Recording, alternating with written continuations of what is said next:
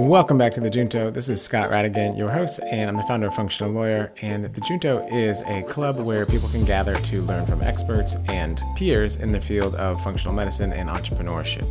We're here to lift each other up, learn from each other when it comes to anything from mindset, which I believe is the most important part of being an entrepreneur and business leader, and everything to practical tools, tips, technology, and software you might be using to optimize yourself and your patient's experience and getting them better. And that's what we're all here for. So let's jump into the Junto. This is a great one. Today we have Dr. Brandon Marcello, Ph.D., an expert in human performance optimization. He works with the Department of Defense, professional athletes, and plenty more. So let's get right into it. We're very excited to welcome Brandon Marcello, Ph.D. He's got over 25 years of experience in the human performance enhancement industry, which sounds fancy. As a chief innovation officer for JAG Consulting, he drives forward-thinking, cutting-edge strategies across a variety of human performance portfolios. He has extensive involvement in both applied and research worlds and currently serves as the principal investigator for the U.S. Army Combat Capabilities Development Command Centers, optimizing the human weapons system effort. This effort comes on the heels of supporting other human performance projects for the U.S. Department of Defense, Nevada National Security Site, and the Close Combat Lethality Task Force. Welcome, Brandon Marcello. Thanks, Scott. Appreciate it. That is a lot of defense speak. It kind of sounds like you're in like an episode of a CIA thriller or an episode of the TV show 24. What does all that mean, and how did you get into this world?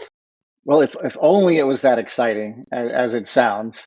But, interesting fact, truth be told, and you can have a conversation offline because since you know my wife, her parents were former CIA. So you can have a conversation with her about that another time. That's a little probably more exciting than my world. Brandon's wife is a chiropractor that specializes also in human performance, just for everyone listening. Go ahead, Brandon. So how'd you get into it? No, I got into the field through really just, I really enjoyed learning about physiology, and I really learned enjoying about exercise physiology and really what are the responses that the body, the stimulus and response type of effect that occurs. And that led me into, I didn't really like, cardiac rehab, which was one way I could go at the time. I didn't like dealing with corporate wellness because I was like, that doesn't sound interesting. So I'm like, is there a door number 3? And I found that working with athletes. So I started really my career trying to enhance the performance of professional athletes and Olympic athletes. So getting them ready for the NFL or getting them ready for Major League Baseball or getting them ready for the Olympics. But realizing that really there's more to performance than just strength and conditioning and injury prevention and those types of things. So that's where I kind of started to branch out into all of these other elements, if you will, that contribute to the optimization and the enhancement of the human system. That's amazing. And so you have a PhD, and that was, you said earlier, it was in the effects of overtraining. My dissertation was looking at overtraining, which I don't believe occurs, funny enough, and then to look at maybe some interventional, or countermeasures that you could deploy to kind of offset that. So looking into seeing, because you see it in sports, you see it in humans too, in regular people, right? Like we get run down. What does that look like? And then potentially, are there any countermeasures that you could deploy that might offset that? Yeah, excellent. So you go into these Department of Defense kind of pockets and help optimize the human weapons system, which is effectively just human performance, right?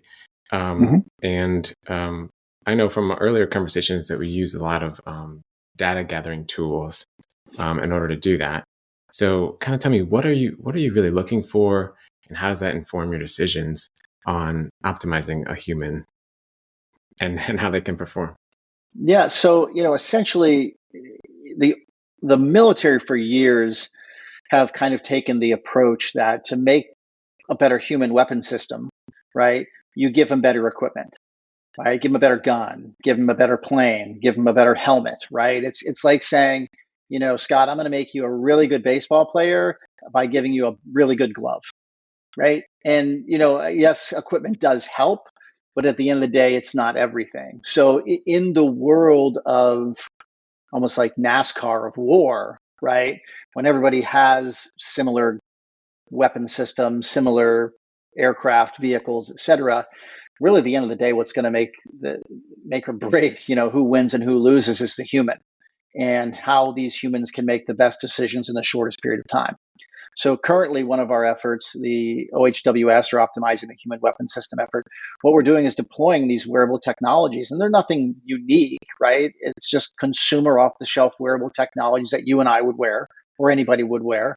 And then what we're trying to do is, on the individual level, how can we inform them of their behaviors, habits, and choices, so they can kind of look at their own data and say, wow, this is what happens to my nighttime physiology when I get 4 hours of sleep. Or this is what happens to my nighttime physiology when I get 8 hours of sleep. And this is what happens if I stay up late with friends and have 3 beer, right? Versus 1 beer. So they can really kind of understand the consequences, positive and negative, to their behaviors, habits, and choices. And that's the individual level. At the level of, human health, performance, and the medical side of the house, they will get individual flags that they will set as to when maybe they need to have an intervention with somebody. So somebody's having, say, I'm just going to make this up, lack of sleep for like 4 or 5 days, reporting high stress levels on their daily questionnaire. That may flag to the medical side of the house, and somebody might have a conversation with them. How you feeling? How you doing? I've noticed this. Or, hey, we saw that your temperature level has spiked over the last 2 nights. Respiration rate is up. Granted, they're not diagnostic, but it can start a conversation, right?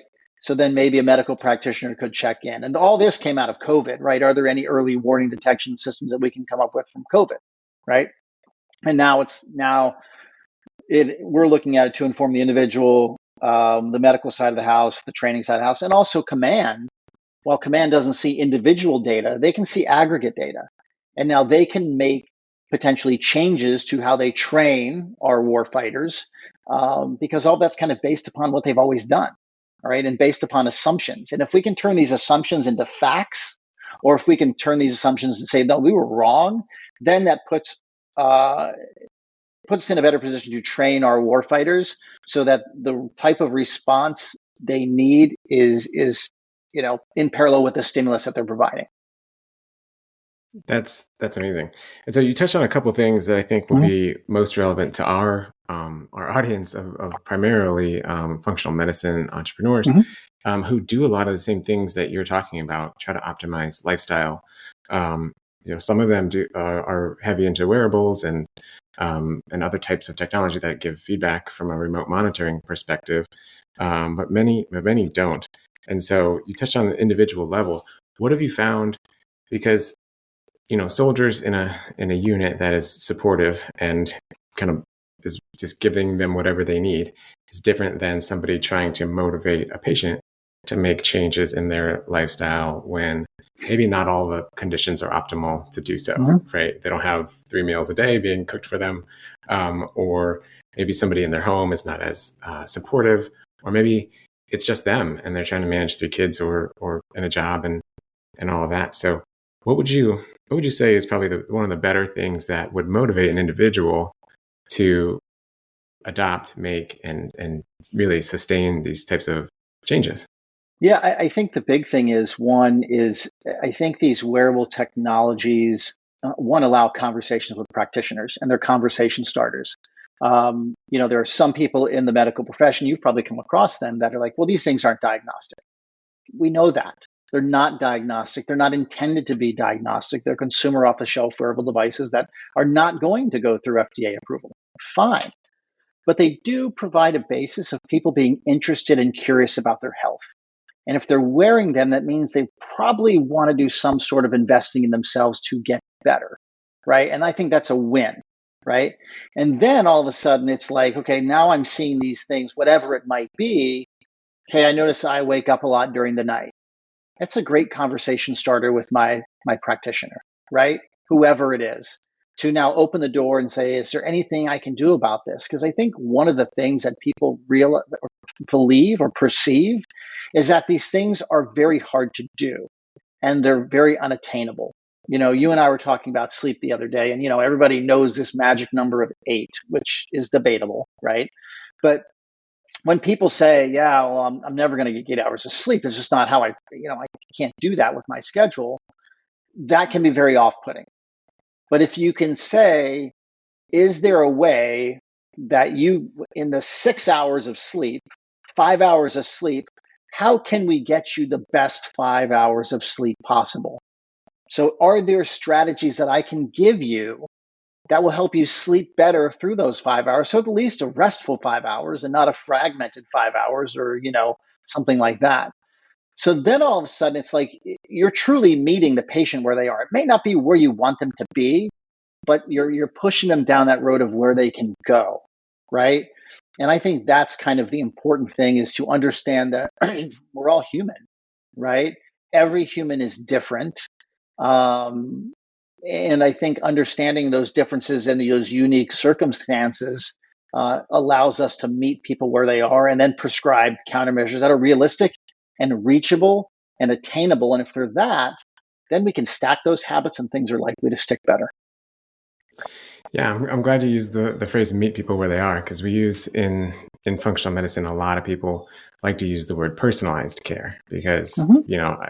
if they go to maybe a conventional doc or somebody who just doesn't have this sort of knowledge, and they're like, yeah, try to sleep more, get 8 hours of sleep, without any kind of practical tools on how to do so, or recognizing that it may not always be possible if they have kind of overnight shifts in the ER, or if they are maybe married to a firefighter, or their patient's a firefighter, or somebody else that just kind of has irregular cycles of sleep and wake.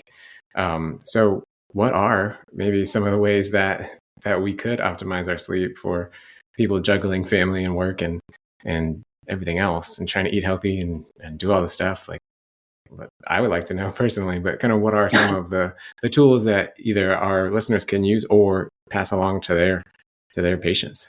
Yeah. So the first thing is we like to identify, like, what are their obstacles, right? Like the common barriers to sleep, right, are noise, right? Um, Light, pain, temperature, and position. Like those are the five, right? So position meaning, I don't sleep on a bed, I sleep in a recliner, right? Something like that. Or, I, I travel a lot, so I have to sleep on planes, right? Like something like that would be position. Noise is pretty simple. The thing about noise, which I always find interesting, is sometimes people say, well, no, nothing ever noisy wakes me up in the middle of the night. But we've had instances where we have deployed wearable technology, and this is like in an athletic population. We had an athlete, a Major League Baseball player. Every Thursday, they come into the clubhouse dragging, like really tired and sleepy and groggy. And this person did everything. No blue light, did all the check boxes that everybody would do. But for some reason, Thursday mornings were a little bit more difficult for this individual. And we saw that there was this sleep disruption that took place at about 5 in the morning.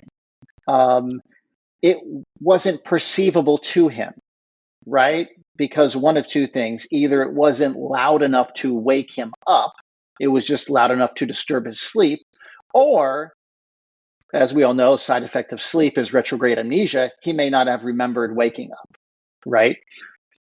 Regardless, he had sleep disruption. And come to find out, that's when the garbage truck rolled through his neighborhood, I right? was going to guess that. So, Yeah. yeah, exactly. So it's one of those things where, like, okay, well, yeah, people will say, and patients might say, well, no, I don't recall ever waking up like that. I don't think so, right? But it's like, well, let's try something. So maybe be a noise machine, right? Something as simple as that you can go down to Target and get for $20, right? Like a very easy win there. Like that's something. The whole dark, make your room dark, make it comfortable, make it cool. Those types of things are always, beneficial. But the big thing that I always recommend, whether it's an athlete, whether it's a war fighter, a soldier, whether it's an FBI agent or firefighter, like you said, like, let's develop a routine, right? Everything in our world is built around routines. Even if you have 5 minutes, a 5-minute routine before you go to bed will help set you up for success. What you're doing is you're getting your body in a position to accept sleep. And that 5 minutes can be anything depending on who you are. Some people like to read. Well, I don't like to read. Well, then don't read, right? Some people like to just, maybe meditate. That's fine. Maybe stretch. That's fine. Maybe draw. Maybe write down what your day's like tomorrow. Maybe what's on your mind, right? Personally, if I want to calm myself down and take myself into like the Zen state, I will watch Bob Ross, right? The Joy of Painting, right? Yeah. And when I turn on Bob Ross, both of my kids and the girls, they come running in and they watch with me, right? There's just something serene around about him to me, right? So whatever that routine is, I'm going to spend 2 minutes writing down my thoughts. If it's a 2 minute routine, that's something and that's fine, right? Maybe it's a hot shower every night. Whatever that is, it could be just washing your face, right? Whatever that routine is for you, stick with it. And it's only, 5 minutes is all it really has to be to set yourself up for success. Very easy. That's awesome. Um, I personally like to listen to Dale Carnegie audiobooks on There a you sleep go. time, and that puts me out. With eyes are closed, no blue lights, and Yeah. it's helpful because the reader of the Dale Carnegie audiobooks has like an old timey deep voice that kind of lulls me out. So, all right, that's amazing. Just a routine, a simple routine, and it sounds dumb, but simple is usually the answer. Not doesn't sound dumb, sorry, but it sounds too easy to be true almost, right? And so that's an invaluable tip there. When do you ever find roadblocks when you go into an organization or when you're speaking with individuals about kind of excuses or reasons why they can't adopt changes to help, even if they're not going from 8 to 10, to go from maybe like a 6 to an 8? How do you deal with the human element of that? Because I know that's a big part of what you talk about a lot. Yeah. So typically, I try to address any of these friction points right away. And I typically do that. It changes on the audience because you have to meet the audience where they are or the individual where they are, right? And like if I go into a Major League Baseball team, I know that there are some people that have always done things the way they've done things, right? And that's just the way it's going to be, just for instance. And I will say, I understand that there are plenty of people out there who probably were really good baseball players that got crappy sleep and crappy nutrition. And they played really well and had a successful career. Some of those people are probably in this room right now. But those guys are outliers. That can't be everybody in this room. Not everybody in this room can be an outlier. Not everybody can smoke 3 packs a day from the age of 13 and live to be 102. Those are outliers, right? So, when I address that and I call out and recognize that there are some people out there that are outliers, it's received well because I've admitted they're there. And then what I typically have are coaches who say, "Did you hear that, guys? I'm the outlier. That was me. You guys need to get your rest." And they buy into it, right? Mm-hmm. Um, when you bring forth the information that, well, here, humans obviously think we're really able to perform sleep deprived, right? Like that's our thing. We think we perform well in a sleep deprived state. And maybe you bring out funny comments and you say, like, that's like going out and trying to practice driving drunk, right? Like I'm going to get drunk every night and I'm going to go out and drive and practice, right? So you kind of bring a little bit of humor, a little bit of levity into it. And they kind of just start to see that, well, maybe that's something I really can't do, right?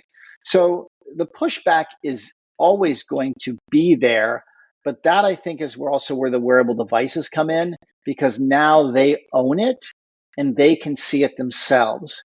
And people are funny, right? When it becomes their idea to address a problem, it's much more important than when it's somebody else's idea, right? So when they can Mm-hmm. look at that data and say, yeah, man, well, I knew this, but now I can see it, it's much harder to ignore when you have something that is tangible on a device, right? And says, hey, you're not sleeping enough.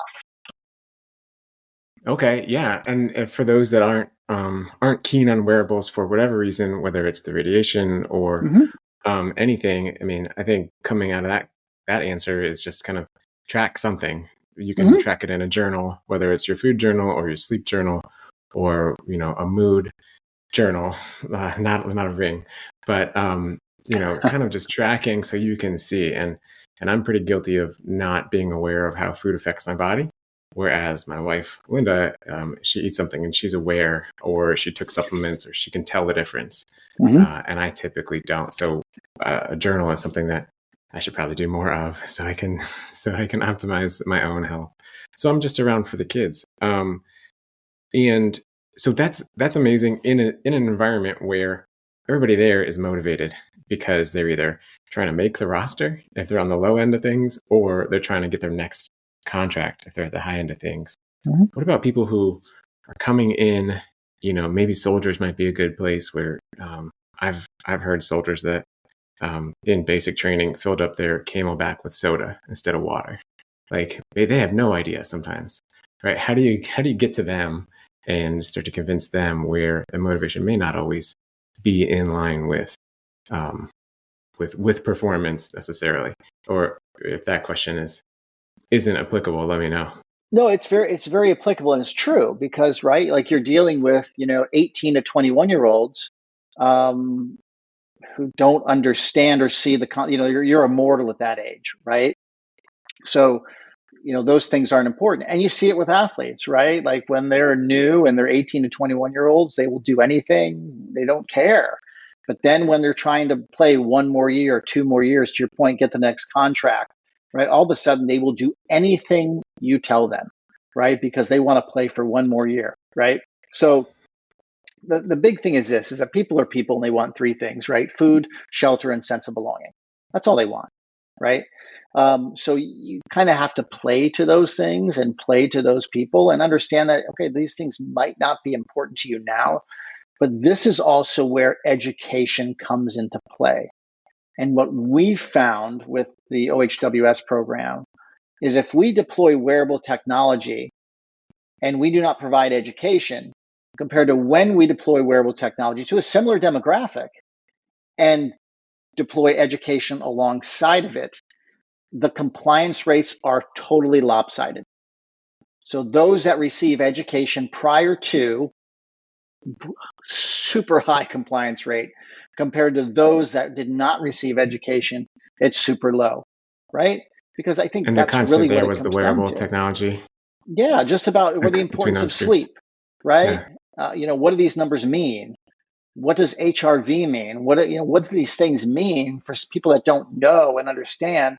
Because they want two things. Actually, they only want one thing. What does this information do for me? What do I get out of this? Right? And if you can provide that through the educational materials, right? Living life on your terms, it could be with somebody, it could resonate with somebody. Performing at a higher level could be for somebody.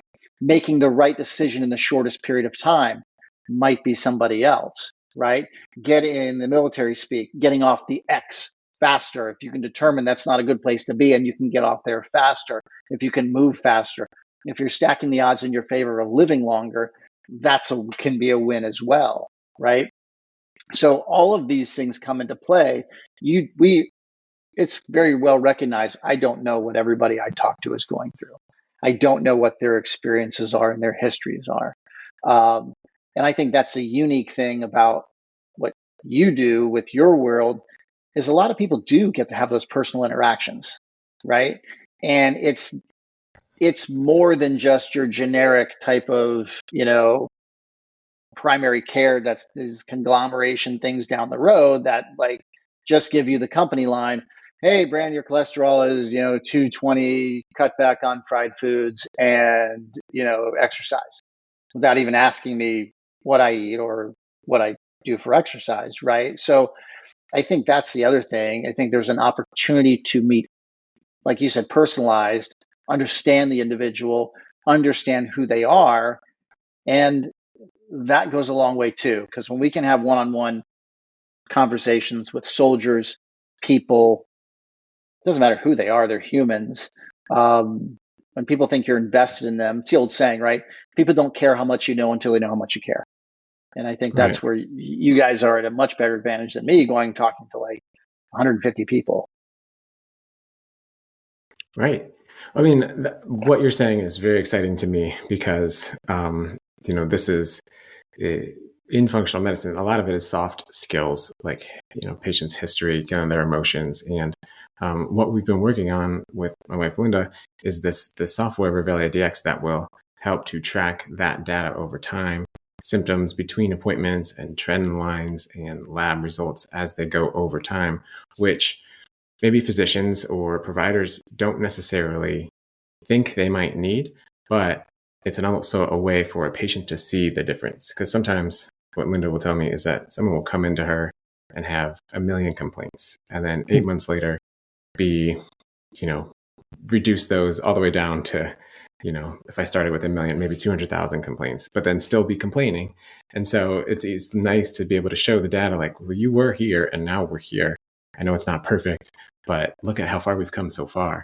And that's a lot of what we're doing, along with education, personalized education through Revelia DX. So that's exciting to know that data plus education will even convince some of the skeptics out there as well. And it just kind of facilitate the conversation.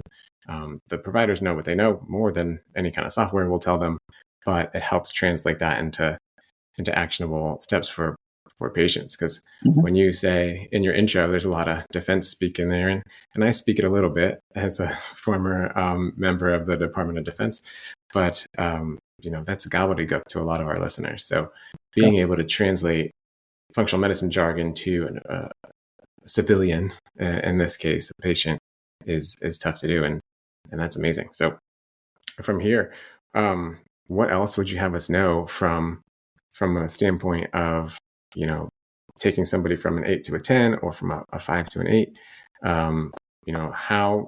What are some of the lowest hanging fruit that make the biggest change in their lives? And with you and the data in the defense world, I imagine it'll track very closely with what some of our providers are already doing, or maybe they'll pick up a nugget here too. Yeah, and that's the important thing. I think, sometimes podcasts are great because they give new insights and they provoke thought. And sometimes they're great because it just confirms what we're already doing. And that's very helpful too, that I find. So, and everybody loves confirmation bias, right? So, Right.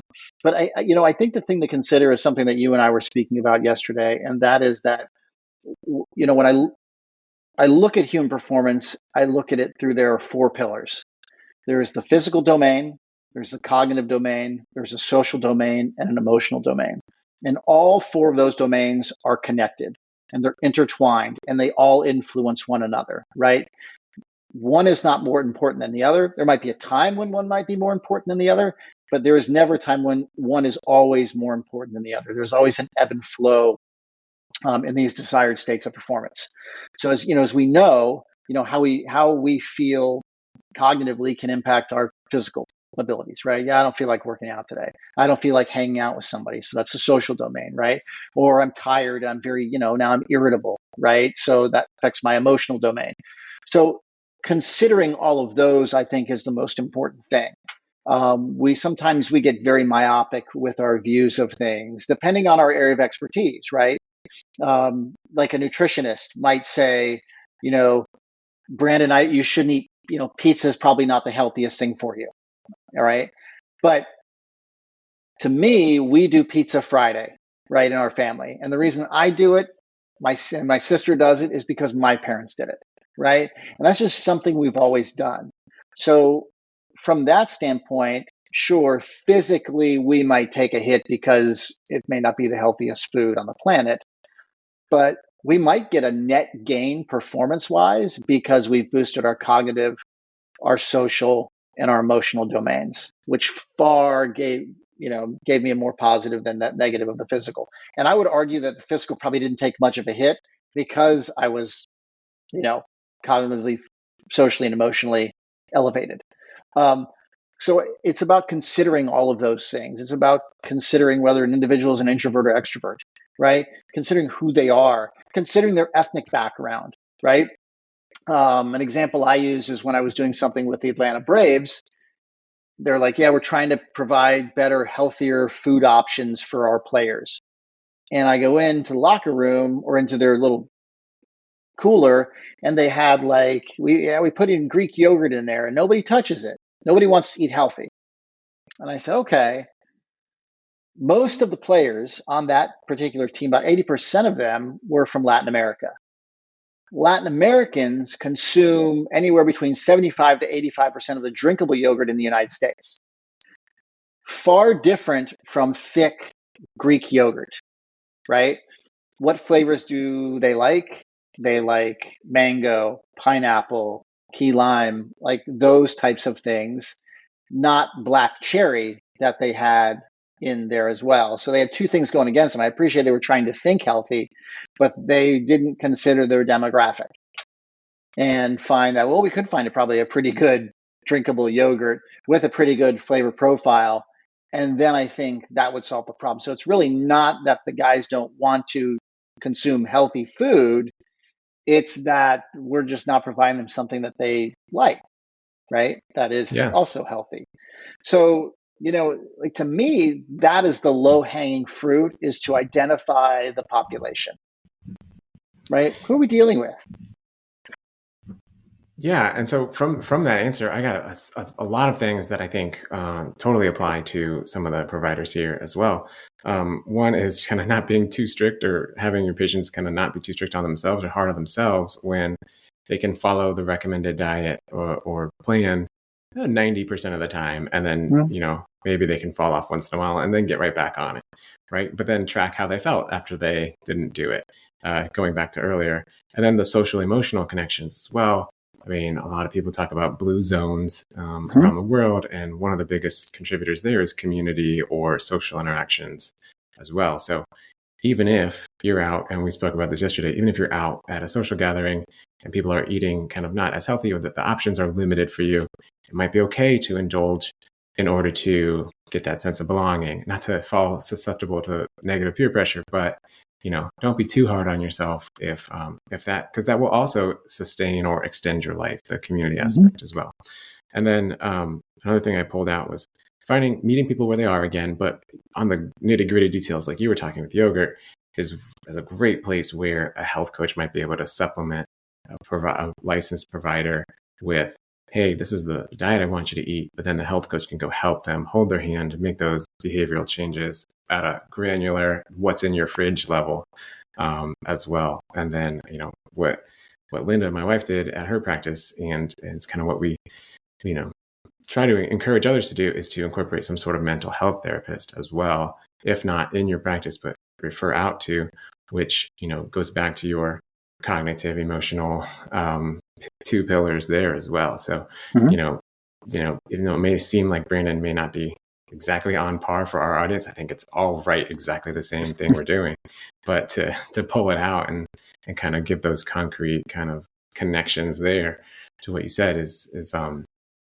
I'm encouraged, because it seems like what the functional medicine community is doing, and lots of people are doing what I just said, is right in line with what the cutting edge military experts or consultants are teaching, advocating, and recommending to what some people call the greatest fighting force in history. So thank you, Brandon, for being here. Is there anything else you'd want to have us know, or where can people find you if they want to learn more about you or the company you work for? Yeah, I mean, the company I work for is JAG Consulting. We have a website. It's jaghp.com. I'm on LinkedIn.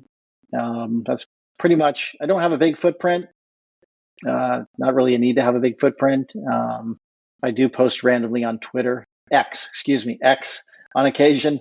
But that's B Marcello 13. But again, we pretty much keep a low profile.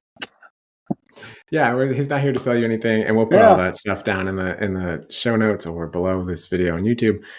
So give us a subscribe. Thank you to Dr. Brandon Marcello, another expert from outside our world that comes in so we can all kind of learn or pick up something as well, or just get curious. So thanks again for being here, Brandon. My pleasure. Thanks for having me. Special thanks to Brandon Marcello for joining us in the Junto this week. For all the resources we talked about, or for more on the Junto and other episodes, go to functionallawyer.com/Junto, and this will be the most recent episode there. It's episode number 3. Brandon Marcello.